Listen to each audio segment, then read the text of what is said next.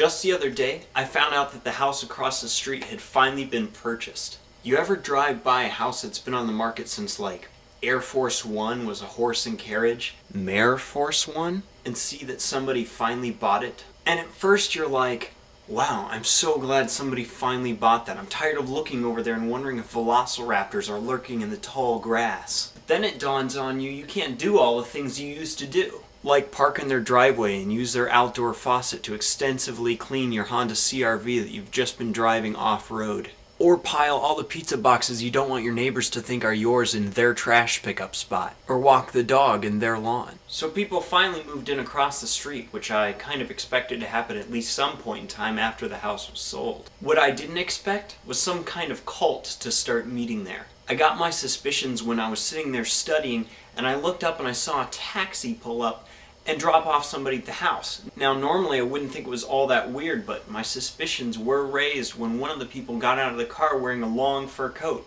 despite it being about 60 degrees outside. The next thing that tipped me off was there was a lady standing on the corner directing in traffic. And it wasn't more her actions that were weird, it was what she was wearing. It looked like the aftermath of the Stay Puft Marshmallow Man swallowing a live grenade. With like poofy, frilly things with all piratey, I don't know. Soon after that I looked out my window and saw a large number of people all sitting around their family room wearing masks. In other news, I'm missing my dog Fluffy, so if anybody's seen him, let me know. I actually do more than just stare at my neighbors. The other day I had to go take a test. Actually it was a retest because so many people failed the first time around, like 70%. They had to do it again. So needless to say, it was a little crowded in there. So I go in and sit down and I look for a spot near a computer outlet. Since I use a laptop and my battery was almost dead, probably from watching YouTube videos the hour before. So I didn't exactly have a huge choice of seating. So the professor walks in and says, "Some of you are going to have to move, so you have enough space." Which really means, some of you are going to have to move so I don't think you're cheating off of each other. Which is basically impossible on this type of thing, because it's all fill in the blank, and you'd have to be a complete idiot to copy somebody else's answer down word for word.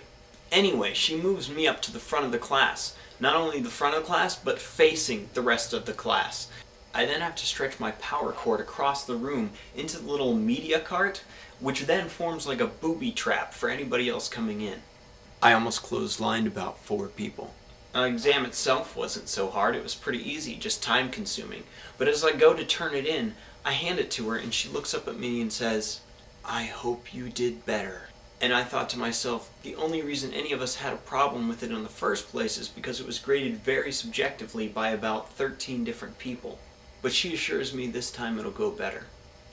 Also, many of you subscribed because of my last video. The immensely exciting random facts video. And I gotta say, although it was fun to do, I don't think I'll be doing every video like that because I'm pretty sure that it would get old and bore most of you to death.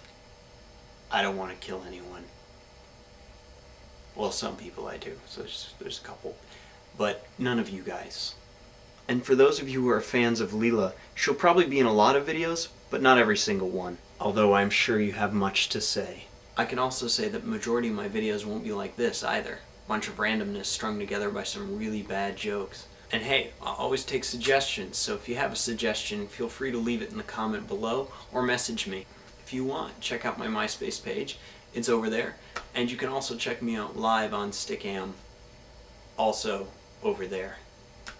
Till next time, guys. See ya.